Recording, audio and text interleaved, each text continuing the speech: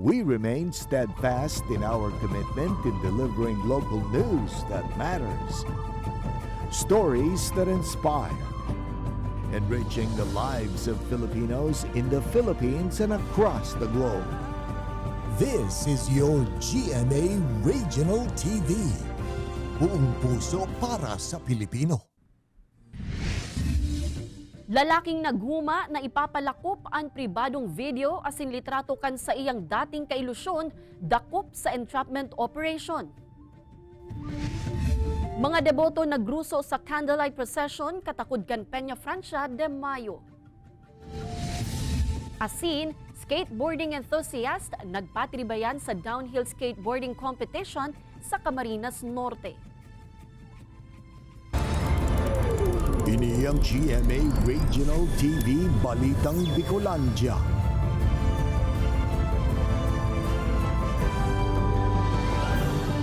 Diyos marhay na hapon mga kapuso, unina at Balitang Bicolandia. Hatud miyan pinakadarakula asin pinakabagong mga bareta sa Kabikolan. Kami ang tropa ning katotohanan, mahatud nin mga baretang mayong pikikilingan, mayo nin pigpoprotehiran. Live halidigdi sa GMA Complex sa Naga City. Ako po si Kate Dolovieres.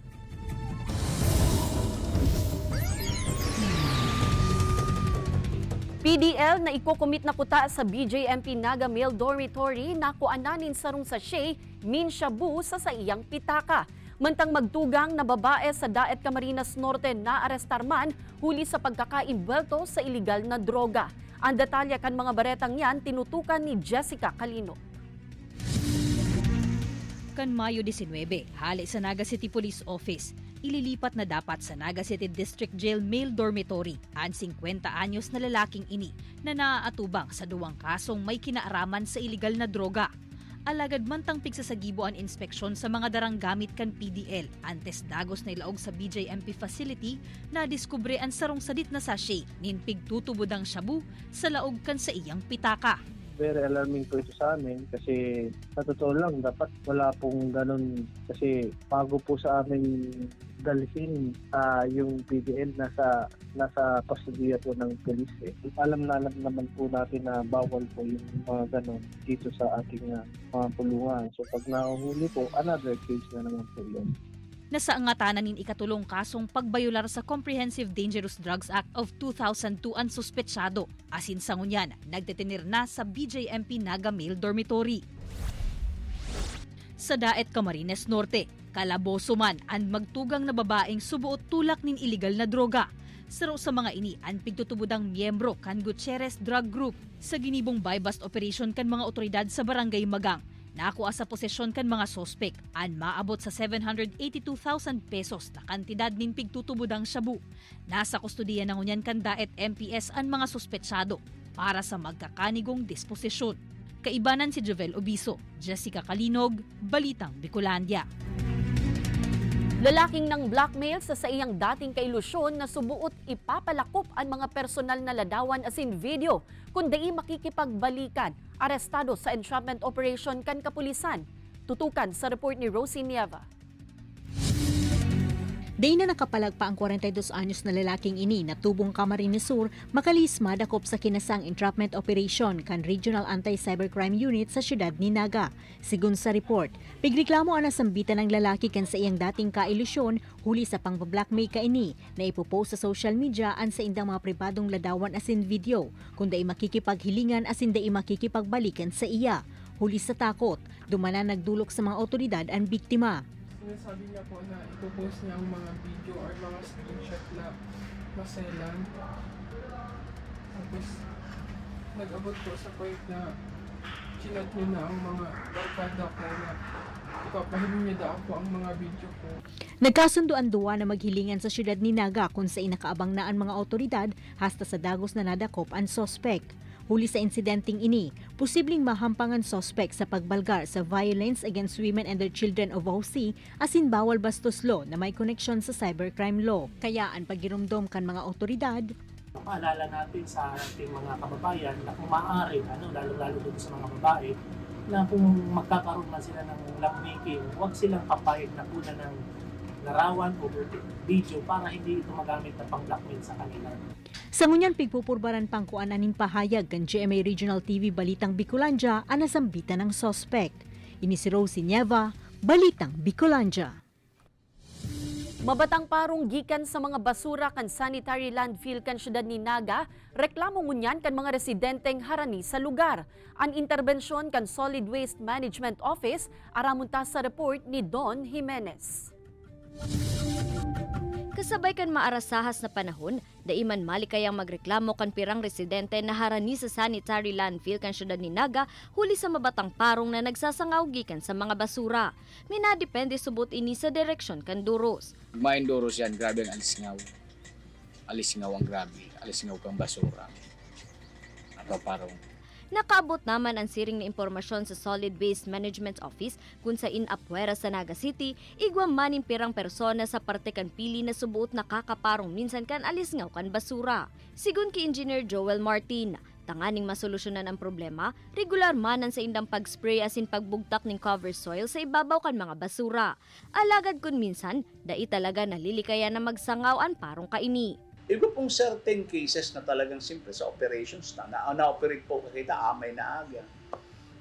Kaya puwanta pong ihiroon si basura, i-flatten ta, tapos i-spray ta, tapos lagan ng cover soil. Katakod ka ini. Naglalaom man si Martin na mayo nanin mga establishmento o edifisyo na mapatindog harani sa sanitary landfill, tanganing malikayan na ang mas dakulang problema. Sa ibong kaini, positibo man si Martin na maabot sa 15 taon pa itatagal ka nasambitan ng pasilidad. Ini si Don Jimenez, Balitang Bicolandia. Nagkapirang pribadong e-bike na gikan sa pagtaraid na banwaan na dakop na nagkakayod sa syudad ni Naga. Reklamo ini kan pirang mga tricycle driver. Ang aksyon digdi kan Naga City Bike Board asin Public Safety Office aramunta sa pagtutok live ni Jessica Kalinog. Jessica?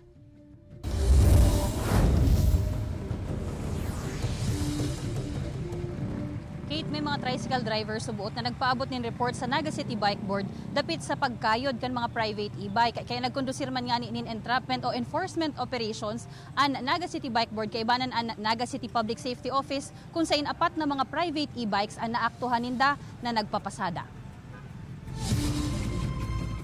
Sa kasentrohan kan syudad ni Naga, saralak na ang mga pampublikong transportasyon na nagkakayod.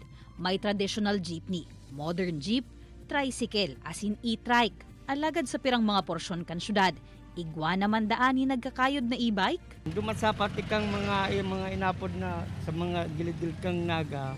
Uga po kayan. Uga man nag-aagiigde kaso di man mahalata yanta kumbaga iisipon ka mga bantay sa kaya mga isodigid mga ano lang yan. Mga private lang sa pamilya lang maano sila madumatod sila duman sa mga. Apektado nga ni Daaka ini ang paghanap buhay ninda. Saro pa, bako subuot patas, tasinda may prangkisa. Ang mga nagpupuslit magkayod na e-bike, mayo. Igo kaming napapansin, pero yan para sa muya. Dahil man di ba para intindita.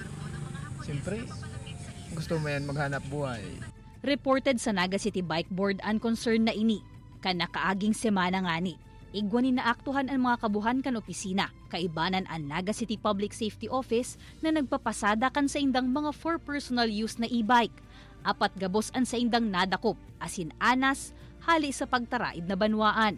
Mostly itong apat na to, unregistered sinda. So naglaog lang sila si Naga para maghanap buhay. So pigtaon ang misindang warning na once na nadakop nagirari sinda sa araw katong gawi, i-impound po si mga unit. Sa record kan Naga City Public Safety Office, mga padjak na e-bike haling milaor an haros pirminindang nanonotaran na naglalaog sa syudad asin nagahatod nin mga pasahero.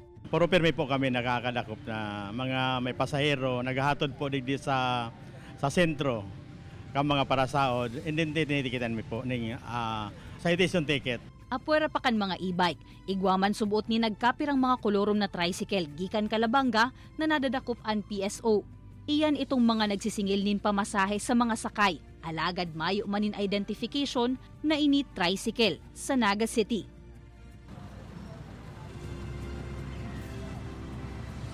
Sigon sa Naga City Bike Board, Kate, may manintig tatao ang syudad na prangkisa para sa pagkayod kan mga private e-bike. Kaya pigdidisganar man nga ni ang mga commuter na magluna digdi, taan mga ini day nag-agi sa proseso as in day man syerto kung roadworthy ang mga ini for public transportation. Kung madisgrasya, dehado ang mga pasahero.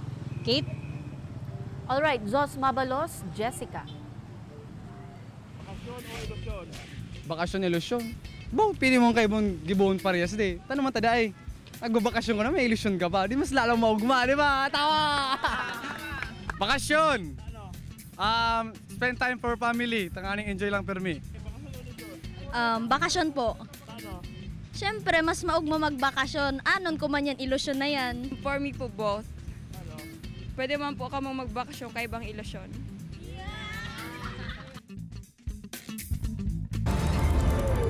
Ini ang GMA Regional TV Balitang Bicolandia.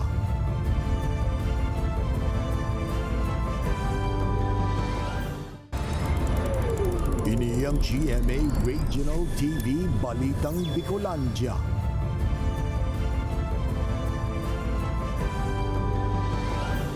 Saturday classes pigkukonsiderar subuot kan Department of Education na ipautob sa masunod na school year kasabay kan piguhurot na pagbalik sa dating school calendar. Ang sentimiento kan mga magurang, estudyante asin para tukdo. Aramunta sa report ni Jessica Calino.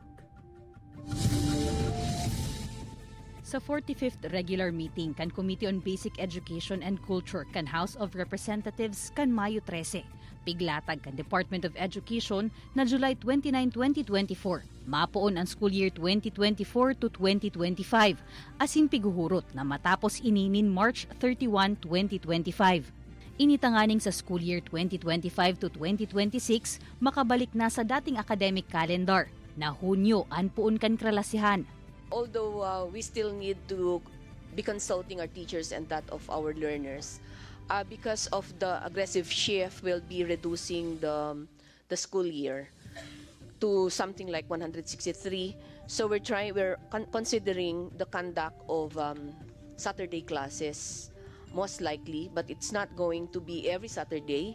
Dugang pakan direktor, may mga partikular na Sabado na kakaipuhanon magkondusir halimbawa nin distance learning, tanganing mapanuan ang mga competency na posibleng maapektaran kan pag-ina kan school days.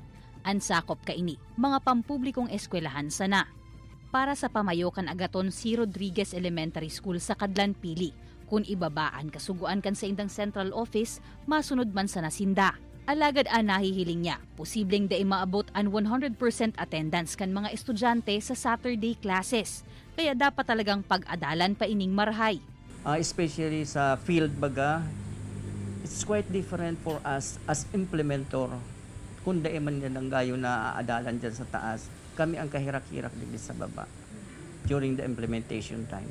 May pagduwa-duwa man, magin ang pirang mga estudyante asin magurang sa bagay na ini. Mas gusto ko po yung hanggang Friday lang po kasi yung Saturday po, pahinga na po ng student. Yung kaya ba nung estudyante na yung parang wala nang pahinga ba na halos? Yun yung isang mahirap i-adjust dahil yung estudyante kahit paano napapagod din talaga yan. Antes matapos ang bulanin Mayo, pigtutulod kan DepEd na matapos na ang konsultasyon sa mga paratukdo, magurang asin mga estudyante, nganing mapagdesisyonana kung idadagos ang Saturday classes sa maabot na karalasihan. Kaibanan si Gerald Gandia, Jessica Kalinog, Balitang Bicolandia. Kantidad 500,000 pesos sa anwinalat na danyo sa nagbungkaras na kasulo sa sarong residensya sa Kamaligan, Camarines Sur. Pigpunan kan kasulo inaaram pa kan mga otoridad. Mantang kasulo nagbungkaras man sa sarong eskwelahan sa Legazpi City. Uyan report ni Chris Novelo. Marikas na nagdakulaan kalayo sa nagbungkaras na kasulo sa bodega kan sarong residensya sa Barangay San Jose Pablo, Kamaligan, Camarines Sur.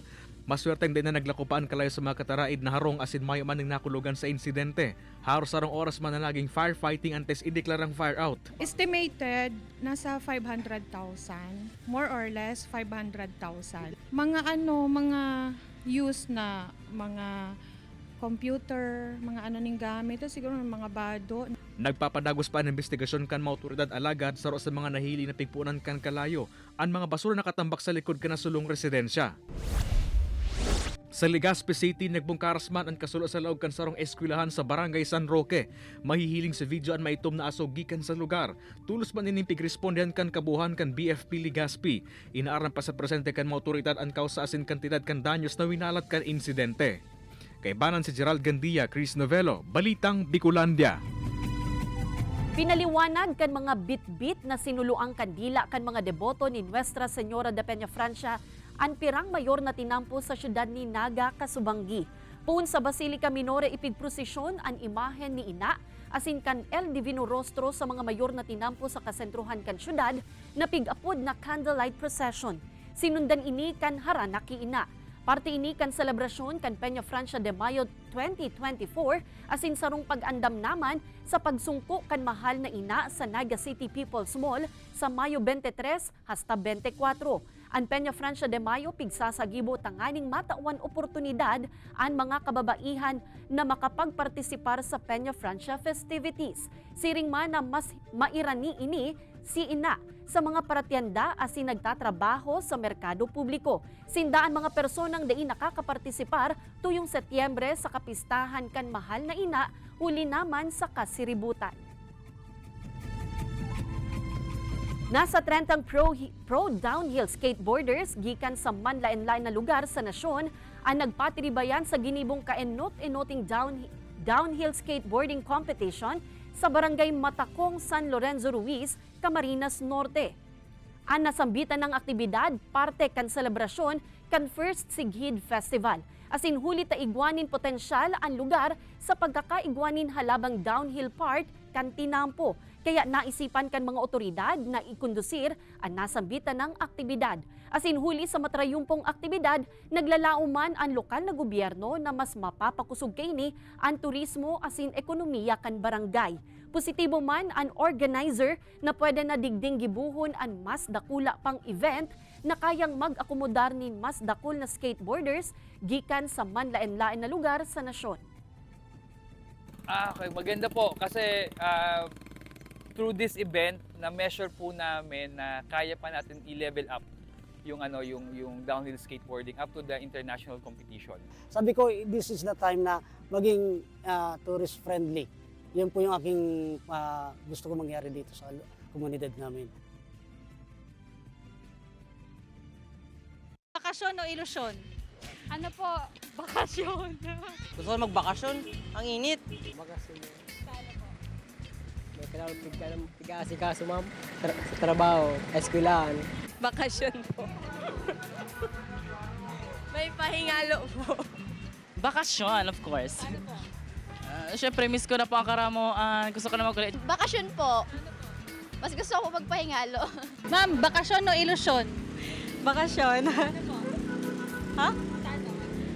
Mayo ko ilusyon. Bakasyon po o ilusyon? Bakasyon. May ilusyon na po kaya kayo bakasyon.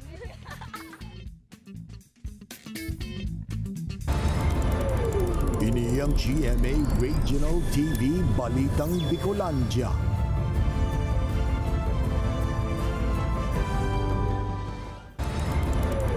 Ini ang GMA Regional TV Balitang Bicolandia.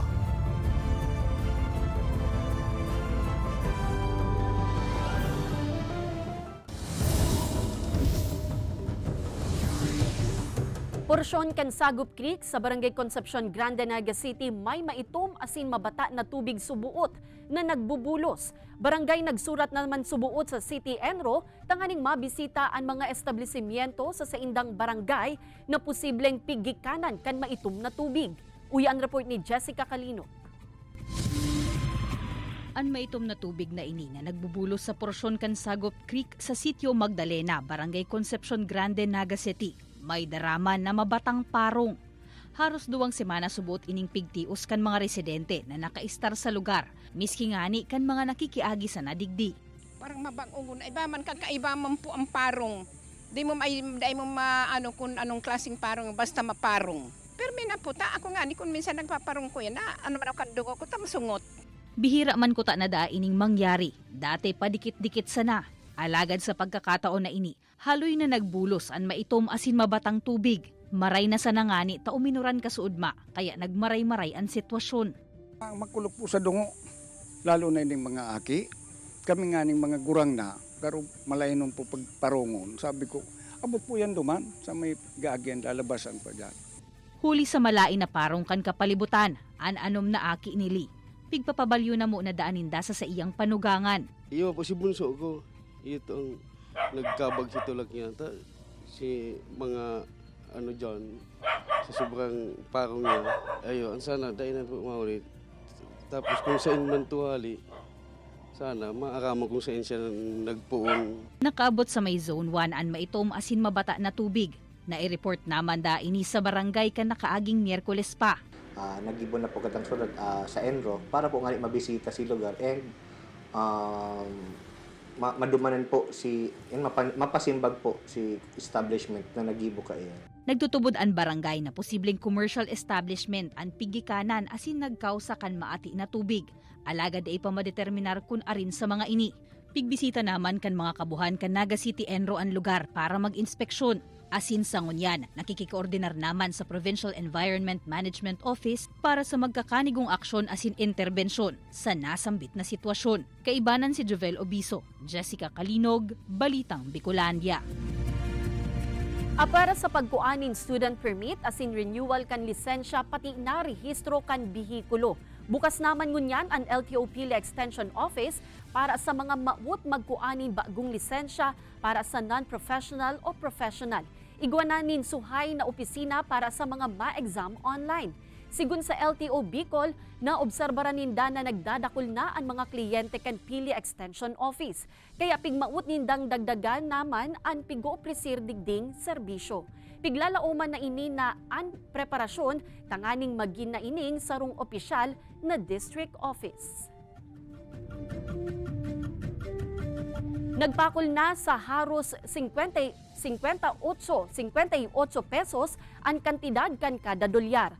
Nagsara ang riribayan kay ni kasuudma sa 57 pesos and 90 centavos kada dolyar. Ini na ang pinakamaluyang riribayan kan piso sa dolyar sa laog kan 18 bulan puun kan November 2022. Good news ini para sa mga nakakaresibinin padara o sweldong dolyar, alagad posible man na magpamahal ini sa mga produktong inaangkat sa ibang nasyon, arog kan mga produktong petrolyo.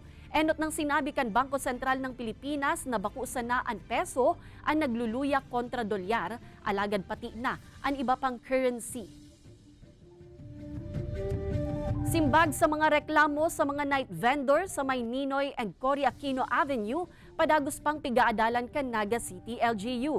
Ang pira sa mga nahihiling na pwedeng gibuhong interbensyon sa tuyang aramon sa report na ini. Nakalihis na ang ipigtaong 2 semana na palugit. Alagad Mayo pa ni nailalatag na disposisyon para sa 30 mga stall owner na nagpupwesto sa may Ninoy and Cory Avenue sa syudad ni Naga, Burubangi. Asin pigrereklamo kan mga may permanenteng pwesto sa lugar. Nagkaigwa naman subuot nin konsultasyon ang Naga City LGU, kaibanan ang mga occupants sa lugar, nganing mapag-adalan ang win-win solution para sa parehong lado. Dahil gusto man po kang lokal na gobyerno kang Naga na maka-encourage kita ni mga bagong negosyo. However, dapat maprotehiran man itong may mga existing na negosyo duman. Kaya puhan lang i-balance. Pira sa nahihiling na solusyon digdian, pagdesignar nin oras kan pagtitindakan night vendors o kaya mahanapan sindanin ibang lugar na matitindahan. Nagtitinirman ang rekomendasyon kan Market Enterprise and Promotions Office na plasadahan na sanaan mga ini. Kung ako sa parte ko, iyon na ito kuta. I-regulate na lang para ma-check ni si sanitation, si basura, ma-check ta si pigitinda din malinig, ang city hall, magkakaigon income, tamaplasada kami. Sa ngunyan, nagpapakaray naman in proposal si Pabines kung sa inakalatag ang mga nahihiling nakasimbagan sa reklamo kan mga okupante sa lugar. Kabali naman ang proposal kan night vendors na oras kan sa indang pagtinda. Hurot kan MEPO asin kan lokal na gobyerno na antes matapos ang bulan kan Mayo, may pinal ng interbensyon na gigibuhon. Kaibanan si Gerald Gandia, Jessica Kalinog, Balitang Bicolandia. Sarong international cruise ship nagikan pa sa Germany ang nagdaong sa Calaguas Island sa probinsya ng Camarines Norte. Ininaan ikatulong pagkakataon na nakaabot sa lugar ang nasambitan ng cruise ship kung saan saruan nasambitan ng isla sa 4 na destinasyon ninda sa Pilipinas. Nag-enjoy sa magayon na kapalibutan asin masisiram na pagkakan ang mga turista na kadaklan mga German nationals. Ikinaugmaman ini kan lokal na gobyerno kan Vincents, urog na tatarget talaga ninda na mabisto ang mga tourist destination kan banwaan sa manlain-lain na lugar o nasyon. Mabukas man subuot ini nin mga oportunidad sa mga residente asin stakeholders sa banwaan. Para sa Calaguas Island, enot naman na nagdaong ang barko sa syudad nin Legazpi. Sobrang happy and sobrang proud at finally makikilala na itong Calaguas Group of Islands internationally. Oh, the welcome is perfect. It's super nice, and we really appreciate all these friendly people coming on board, everybody showing total openness.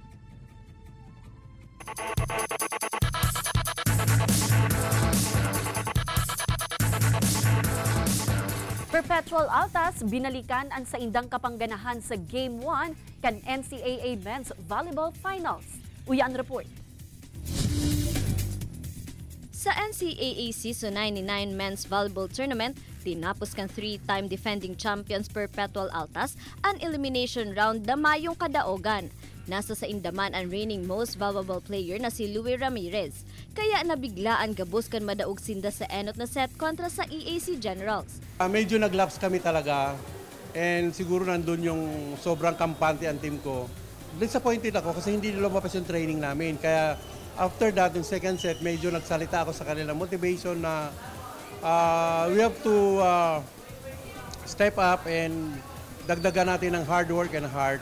Masyado kaming number 1 sa daming tao tsaka siguro sa aura din na sa loob ng court, pero yun after nun, naka-recover kami pagdating ng second set hanggang fourth set. Asin nagdagos-dagos na ang kawat kan Perpetual hasta sa makuha ang Game 1.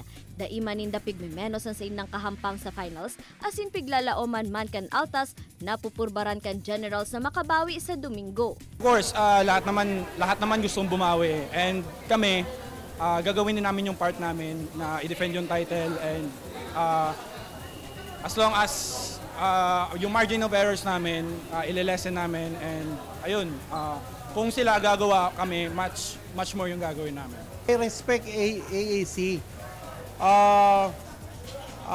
From elimination hanggang ngayon, nag-improve sila. Laki ng in-improve nila. So ngayon, pinag-aralan din namin sila kung paano namin ma-stop sila. And definitely, we are using the blocking areas and sinasabayan namin yung service receive nila at saka depensa. So sa sunod na Game 2, of course, pag-aralan talaga namin ulit sila kung saan namin sila i-stop ulit. Ang tabayanan ng Game 2 kan NCAA Season 99 Indoor Volleyball Finals sa Domingo, Mayo 26, puna alas 12 nin udto live sa GTV. Ini si Don Jimenez, Balitang Bicolandia. Madadalan ang episode niya ini asin iba pang pinakahuring lokal na bareta sa official website kan GMA Regional TV, www.gmaregionaltv.com. Pwede man kamong magbisita sa samuyang official YouTube channel, GMA Regional TV, asin i-click ang subscribe button para sa pinakamaiinit na bareta hala sa man-ibaybang rehiyon. Mabalo sa mga kapusong Bicolanong nagantabay, maging sa mga kapuso nyato abroad. Ninhulita sa GMA Regional TV, Local News Matters. Asin yan ang pinakadakula asin mainit na bareta sa Kabicolan. Ako si Kate Dalovieres, kami ang GMA Regional TV Balitang Bicolandia, bilog na pwersa para sa mas dakulang misyon asin mas mahiwas na pagserbi sa nasyon.